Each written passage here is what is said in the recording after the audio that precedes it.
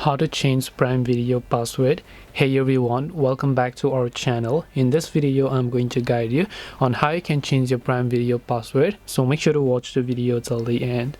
Now you can definitely change your Prime Video password, but the problem that I found out over here is that within the Prime Video app there is just no option to change your password.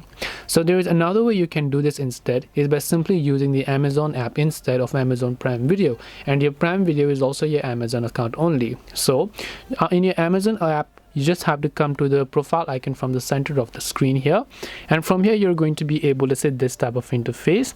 And after you do this, what you have to do is basically just wait till this loads up. First of all, once this loads up, tap the your account option from here, and after you tap on your account, go to login and security. After you go to login and security, tap on password, tap on the edit button next to password, verify your current password and enter the new password you want to change to, and your password for Amazon and across all Prime platforms will get successfully changed.